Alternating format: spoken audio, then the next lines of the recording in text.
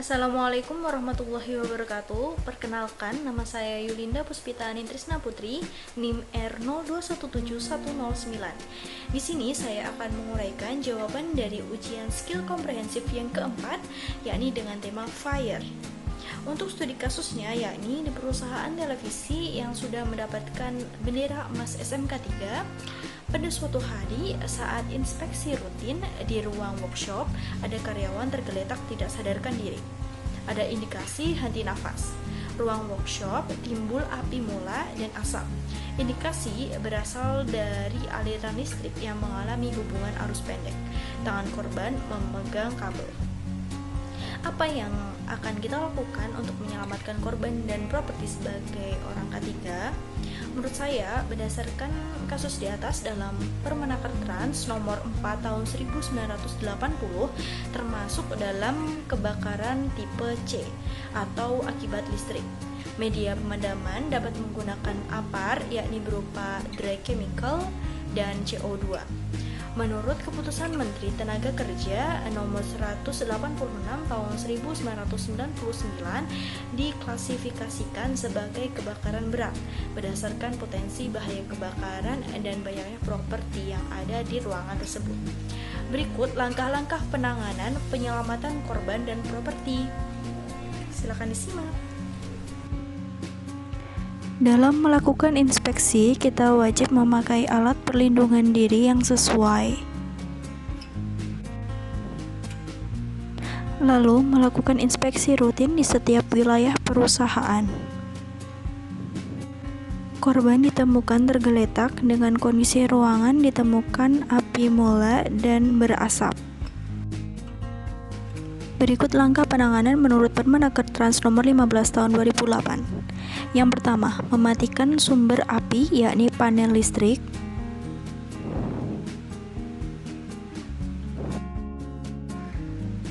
Memisahkan tangan korban dengan kabel menggunakan bahan isolator. Kedua, menyalakan emergency alarm. Ketiga, menghubungi tim tanggap darurat perusahaan maupun pihak terkait.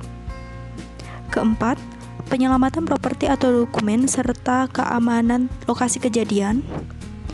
Kelima, evakuasi korban ke tempat yang aman dengan tindakan yang aman.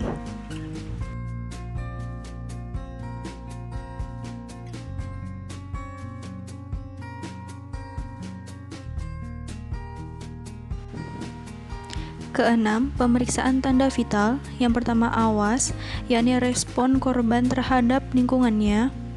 Yang kedua, suara, yakni respon korban terhadap suara.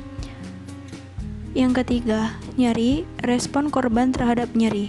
Apabila tidak ada respon ketiganya, maka dilanjutkan ke langkah selanjutnya.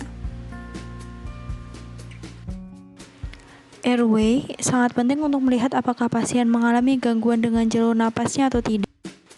Breath untuk memeriksa penapasannya apakah mengalami gangguan atau tidak. Circulation untuk memeriksa nadi dari korban.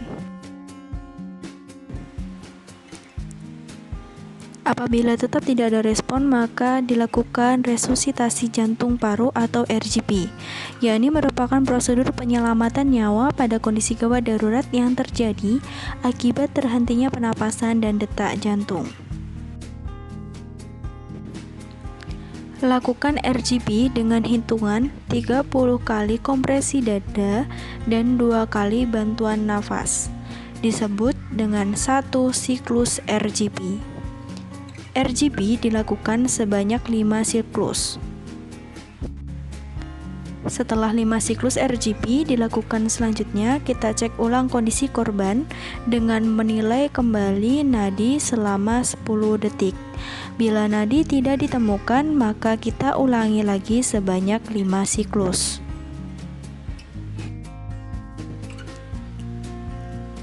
Langkah terakhir yakni segera padamkan api dengan APAR dry chemical yang ada di perusahaan.